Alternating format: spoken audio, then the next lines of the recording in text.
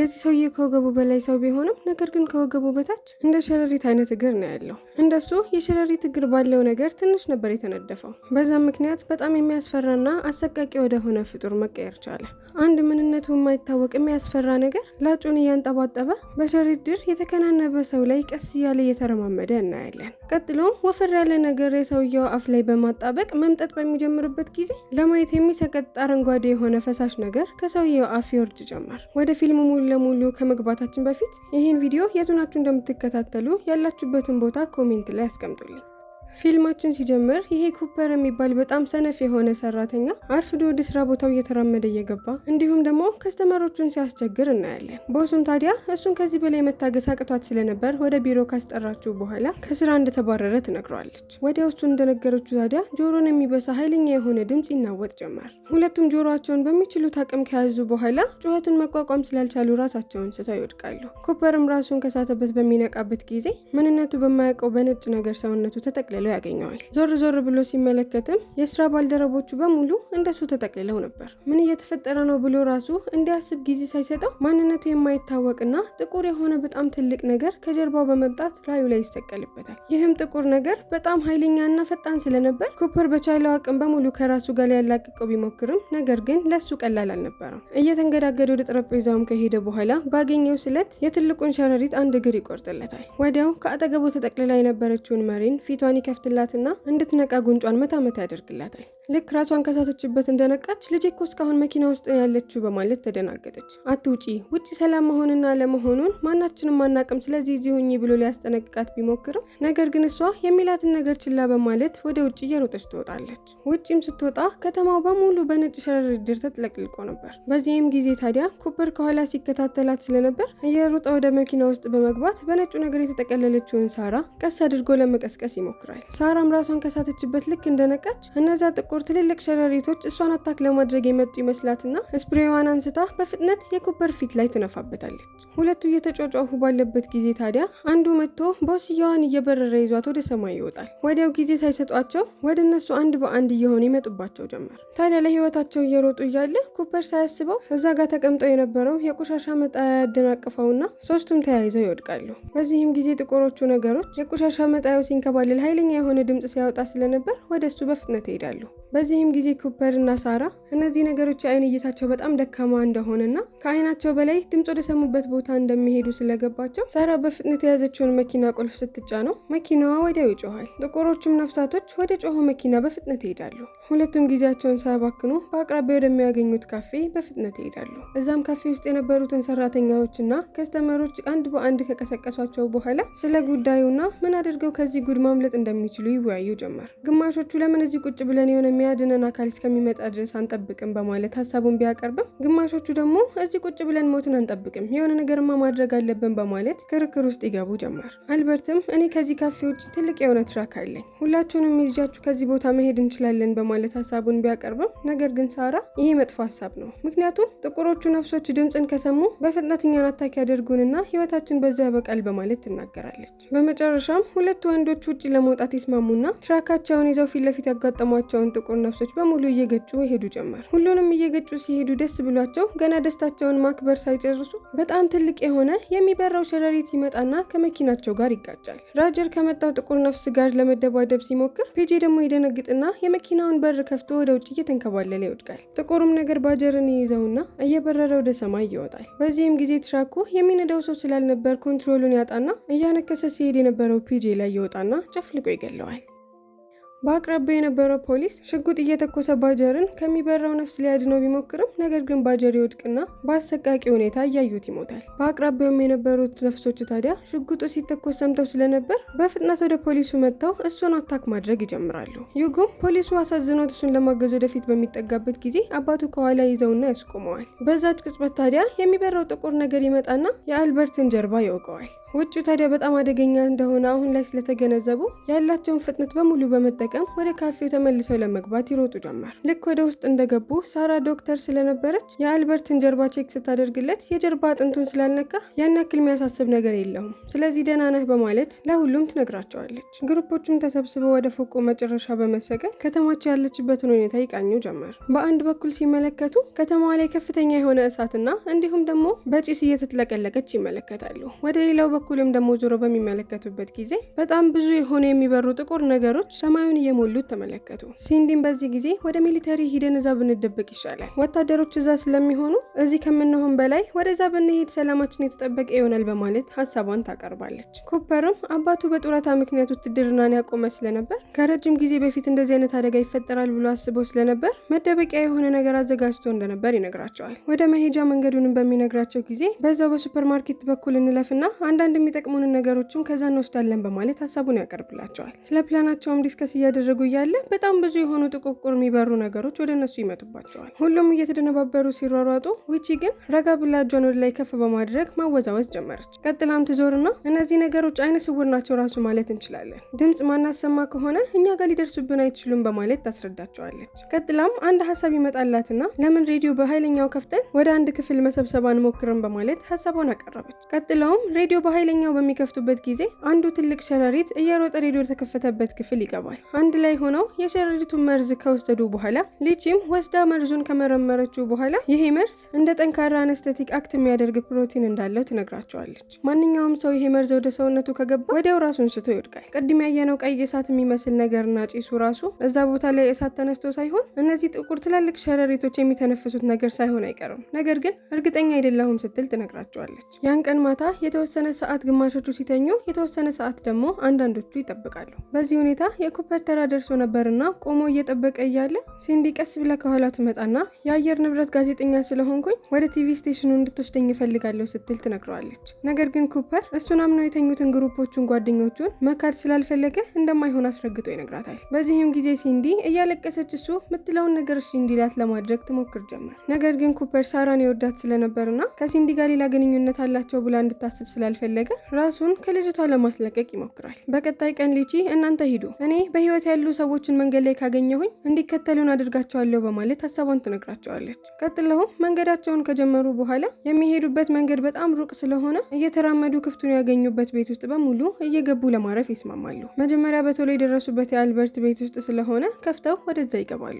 አልበርትም ታዲያ ወደ መኝታ ክፍሉ በሚገባበት ጊዜ ታማ የነበረችው ሚስቱ እዛው አልጋ ላይ ሞታ ያገኛታል። ባገኘው ነገር ልቡ በጣም ቢሰበርም ነገር ግን አሁን ባሉበት ሁኔታ ቁጭ ብሎ ለማዘን ጊዜ ስላልነበረው ራሱን እንደምንም ስብስብ አድርጎ ራሱን ጠንካራ መሆን እንዳለበት ያሳምናል። ከቤቱም ትልቅ የሆነ ሽጉጥ ይይዙና መንገዳቸውን መቀጠል ጀመሩ። ቀጣይ ደግሞ ረጅም ጉዞ ካደረጉ በኋላ የደረሱበት አቅራቢያ ቤት ሲንዲ ወንድም የሚኖርበት ትልቅ ቤት ውስጥ ነበር። ልክ ሲደርሱ እዛ ቦታ የነበሩት ሰዎች በሙሉ በነጭ ሸረሪት ሰውነታቸው ሙሉ ለሙሉ ተሸፍኖ ነበር። ነገር ግን የሚያስደነግጠውን ነገር ገና አላየው። ቻድ ከቤቱ ሲወጣ ከወገቡ በላይ የሰው ከወገቡ በታች ደግሞ ምንነቱ የማይታወቅ እንግዳ የሆነ ጥቁር ረጃጅም እግር በቅሎለት ነበር። ከነበረበት ቤትም ልክ እንደወጣ ፊት ለፊቱ ያገኛትን ሚስቱን ሾሉን እግሩን በመጠቀም ይገላታል። ሳራን አንስቶ ከወረወራት በኋላ ፊት ለፊቱ እያለቀሰች የምትመለከተውን እህቱን ራሱ ፊቷን ማስታወስ አቅቶት ነበር። ይዞ ወደፊቱ እያስጠጋት በጣም አስፈሪ አፉን ከፍቶ ቀስ ቀስ እያለ ይተነፍሳል። ኩፐር ሊያድናት ሞከረ። ነገር ግን በሾሉ እግሩ የኩፐርን ታፋ ወዲያው ይወጋለታል። ወዲያው ሂጉ በአቅራቢያው ያገኘውን ስለት ያነሳና ደረቱ ላይ ሰክተውበት ከአባትየው ጋር ያላቸውን አቅም በሙሉ ይጠቀማሉ። ብዙ ካለፋቸው በኋላ በመጨረሻ ይገሉታል። ጉዟቸውን ለዛሬ ዝች ጋር ቋጭተው እዚሁ ቤት ውስጥ ሌሊቱን ለማሳለፍ ይወስኑና ሳራ የኩፐርን ታፋ እያከመችለት እያለ ነገ እኔ እንደ ቻድ ከተቀየርኩኝ እኔ ላይ በመተኮስ ፋንታ እንዳላየሽኝ ነው እሺ አክት ማድረግ ያለብሽ ሲል ይነግራታል። ሁሉም ሰው ኩፐር እንደ ጅልና እንደማይረባ ቢቆጥረውም ነገር ግን ሳራ እስካሁን ባየችው ነገር ደፋርና ጠንካራ እንደሆነ ተረታለች። ሳያስቡት እዛው ቁጭ ባሉበት ብዙ አወሩ። በሌላ በኩል ሲንዲ ወንድሟን በማጣቷ ምክንያት በጣም ተከፍታ አልጋ ላይ ተኝታ ስቅስቅ ብላ ታለቅሳለች። አልበርት በክፍሏ በኩል ሲያልፍ እያለቀሰች ድምጿን ቢሰማ ነገር ግን ክፍሏ ውስጥ ገብቶ እሷን ለማጽናናት አልሞከረም። ይልቅ ወደ መታጠቢያ ቤት ገብቶ ፊቱን መታጠብ ይጀምራል። በዚህ ሰዓት ሰውነቱ አዳዲስና እንግዳ የሆኑ ባህሪያቶችን ማሳየት ጀምሯል። ሰውነቱ በቅርብ መቀየር እንደሚጀምርና ወደ ሸረሪቶቹ ሊለወጥ መንገዱን እንደጀመረ ግልጽ ነው። እዛ ቤት ውስጥ ያሉትን ጓደኞቹን ሰላም መበጥበጥ ስላልፈለገ እውነቱን ይደብቃቸዋል። ሳራም ደህና እንደሆነና እንዳልሆነ ቁስሉን ልታይለት ስለ ደህንነቱ ስትጠይቀው ደህና ነኝ፣ አሁን ተሽሎኛል በማለት አስረግጦ ይነግራታል። ታዲያ በኋላ ላይ ኩፐር በተኛበት እንደለመደችው ሲንዲ እሱን ለማማለል ስራውን ትጀምራለች። በጣም በንዴት ድምጽ ፊት ለፊቱ ቆማ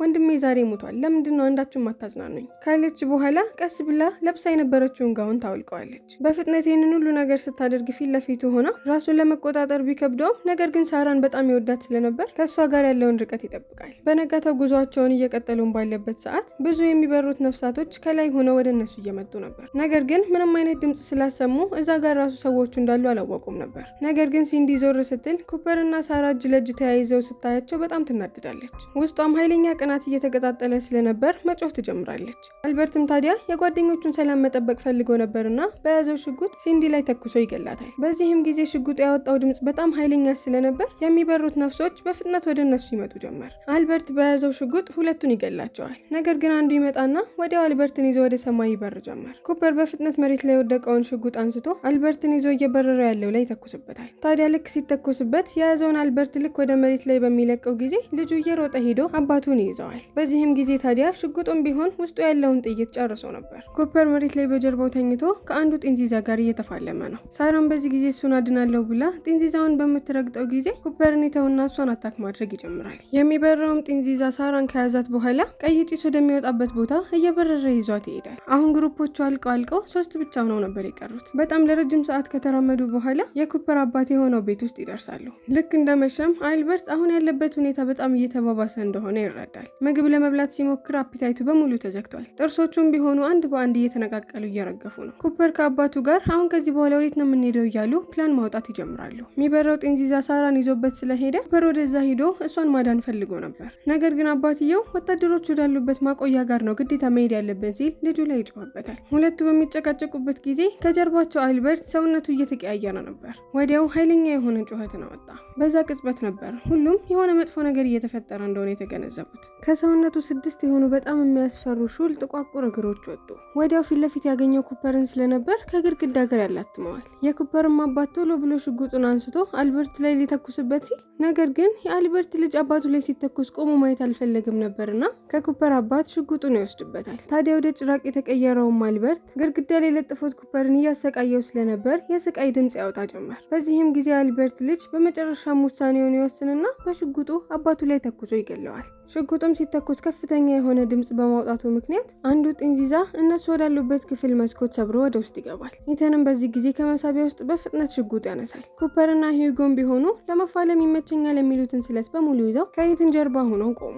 ነገር ግን ባልጠበቁት ሁኔታ ኢተን ሽጉጡን በሚተኩስበት ጊዜ የኤሌክትሪክ ሾኩ ጢንዚዛውን ያፈነዳዋል። ይህንን ተገላገልን ብለው ታዲያ ወደ ሳሎን ቤት በሚሄዱበት ጊዜ ትንሽዬዋ ውሻቸውም ተነክሳ ስለነበር 6 እግሮችን አብቅላ ያገኟታል። ነገር ግን ኢተን ምስኪኗን ውሻውን መጉዳት ስላልፈለገ የመጫወቻ ድምጽ ኪል አድርጎ ከዛ ክፍል እንድትወጣ ያደርጋታል። ነገር ግን የሽጉጡ ተኩስ በጣም ብዙ ጢንዚዛዎችን አትራክት አድርጎ ስለነበር አንድ በአንድ እነሱ ወዳሉበት ቦታ ይመጡላቸው ጀመር። በዚህም ምክንያት የሆነ ባዶ ክፍል ውስጥ ሄዶ ከመደበቅ ውጪ ሌላ አማራጭ አልነበራቸውም። እዛም ሆነው እቅድ እያቀድን እንደርና ጠዋት የሆነ እርምጃ እንወስዳለን ብለው ተቀመጡ። ነገር ግን ጢንዚዛዎቹ ቦታው ጸጥ በሚልባቸው ጊዜና የሚያጠቁትን አካል በሚያጡ ጊዜ ቤቱን በገዛ ፈቃዳቸው ለቀው ይሄዳሉ። ጠዋት ላይ 3ቱ አንድ ላይ ሆነው ቁርስ እየበሉ እያለ ኢተን ለኩፐር የወታደር ልብስ ያቀብለውና ልክ በልተን እንደጨረስን ከዚህ ሚሊተሪዎች ያሉበት ማቆያ ቦታ ነው ቀጥ ብለን የምንሄደው በማለት ጠንከር ባለ ድምጽ ይነግረዋል። በዚህም ጊዜ ኩፐር በጣም ይናደዳል። በህይወቴ አንድ ጠቃሚ አድርጌያለሁ ብዬ በድፍረት የምናገረው ነገር የለም። ያፈቀርኳትን ሴት እንኳን ከነዛ ጭራቆች ማስመለጥ አልችልም። ታዲያ እኔን ምን አይነት ወንድ ብላችሁ ነው የምትጠሩኝ? በማለት በንዴት አባቱ ላይ መጮህ በሚጀምርበት ጊዜ